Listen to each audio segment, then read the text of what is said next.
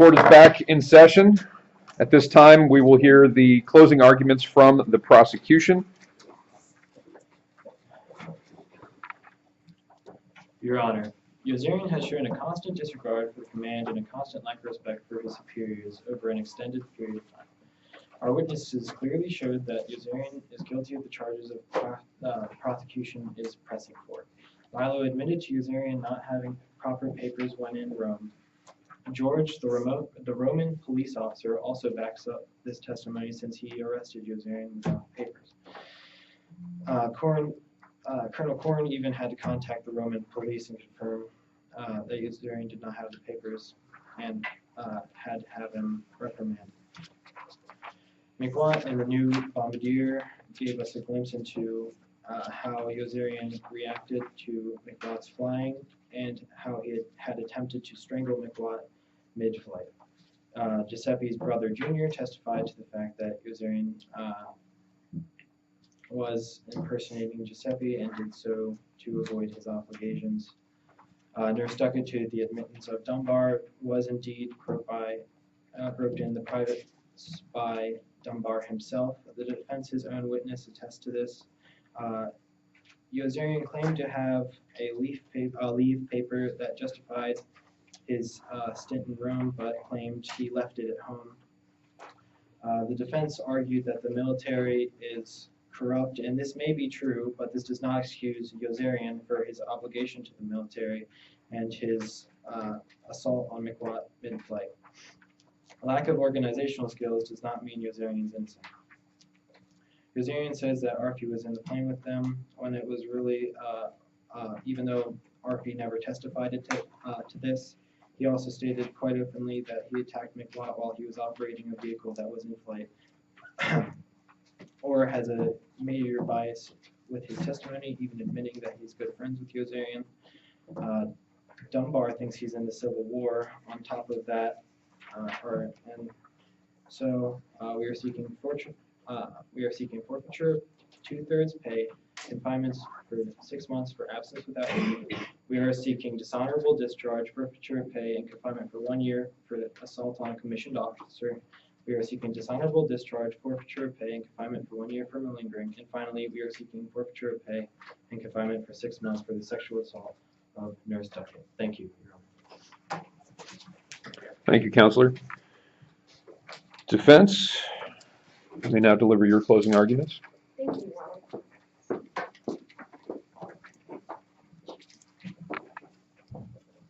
The case before you today is far from black and white, but the decision is simple. Find my client, Captain John Yozerian, innocent of all charges. The evidence shown to you today has proved time and time again of the military's incompetence and lack of solid evidence against my client. Before the war, Yozerian was a normal, everyday guy. He went to work, came home, and couldn't wait for the weekend. His purpose in life was to find a cute girl to settle down with and do whatever he could to help the war effort from the home front. Then he was drafted, and everything changed. He was sent off to be a bombardier in the 256th Squadron, and his sole purpose in life shifted. His only goal was to stay alive, while everyone else around him died. His friends were shot down time and time again. They went missing during flights, and others died. Snowden died in his arms, his blood staining his clothes.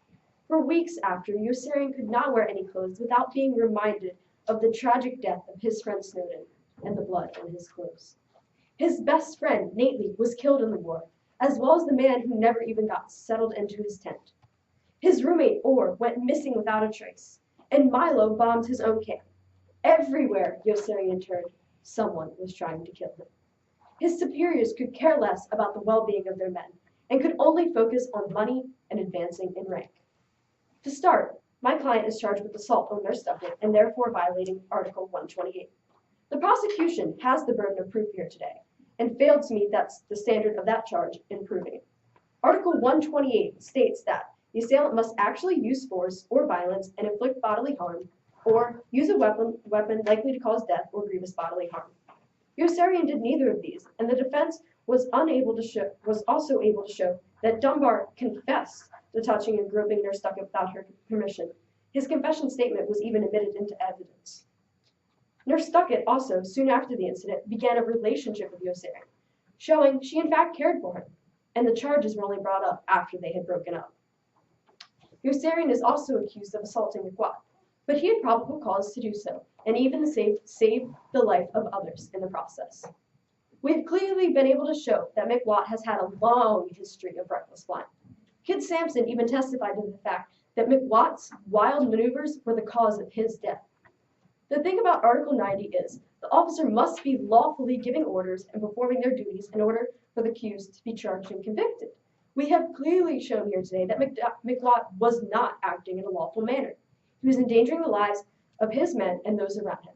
Yossarian clearly had no other choice but to stop him at all costs. The third charge my client is faced with is malingering while in the hospital. The elements of this charge state that the accused must either be feigning illness or intentionally harming themselves to avoid duty. The prosecution has failed to prove either of these here today.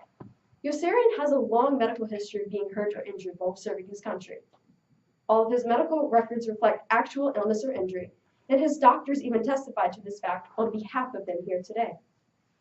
The evidence is clear. Yossarian's medical records all reflect he was sick. His doctors say he was sick, and he tells us himself that he was sick. There's nothing to dispute against that. The final charge my client has been faced with is absence without leave when he was arrested in Rome. We have proved today that Yossarian was subject to a grueling existence during this war and constantly faced with corrupt superiors. Colonel Cathcart willingly admitted he falsified reports and documents and was involved in several illegal operations.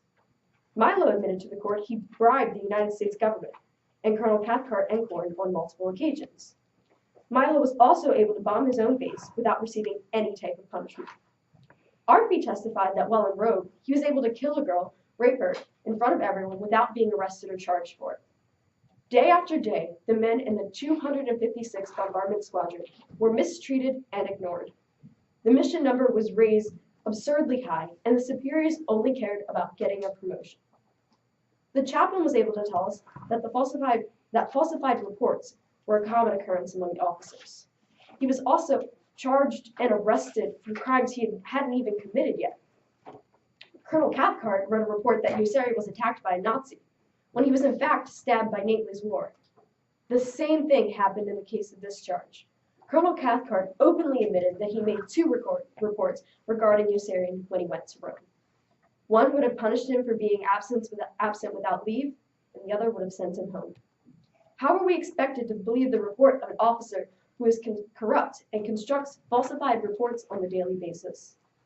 He very clearly could have been lying about anything today. Yossarian had just suffered the loss of a great friend of his, and he was simply returning to Rome to help save his friend's girlfriend's little sister. She was a young girl left alone in the streets of Rome, and Yossarian felt obligated to find her.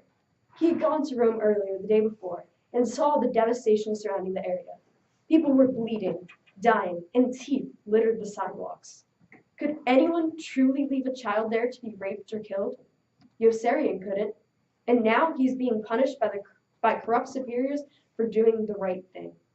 The other side has tried to have their witnesses prove their case, but they failed to do so. Milo openly admitted to him he had bribed the U.S. military. He'd never gotten any passes for any of his trips to Rome.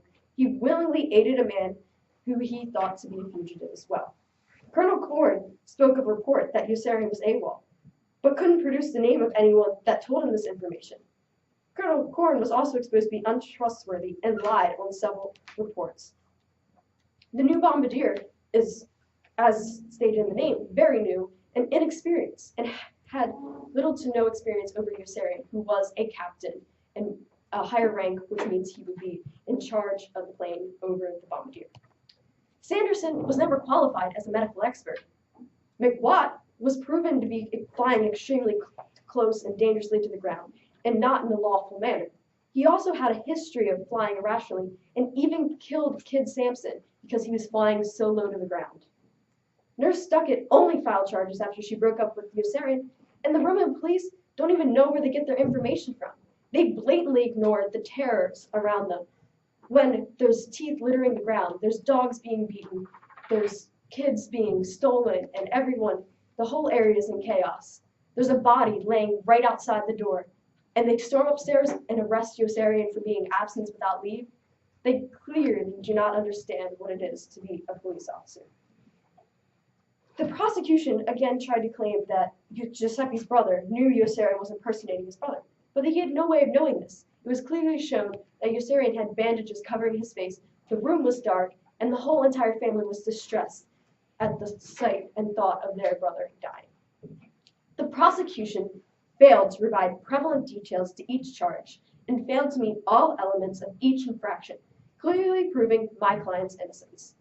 We have clearly shown that Yossarian is innocent of all charges, and in fact, the victim here. He was severely injured serving his country several times, and he was forced to fly mission after mission without rest. When most others cracked under the pressure, Yossarian did his best to stay sane and stay alive. He was forced to do and see things most people can't imagine. He is the reason so many more men made it home and did whatever it took to ensure his safety and the safety of others. Can you say you'd be willing to risk being killed in Rome to go back and save a young girl? Yossarian did. Would you manage to keep your head when faced with constant corruption? Yossarian did. It is a clear choice today, Your Honor, and at this time, we ask that you find my client, Captain John Yossarian, innocent of all charges and award him back pay and the total sum of his time in confinement. Thank you, Your Honor. The defense rests. Thank you, Counselor. At this time, the court will take into account the cases presented by the prosecution and the defense and return with a verdict tomorrow. So for now, court is adjourned. All rise. Perfect timing, guys. Can we eat in here? I don't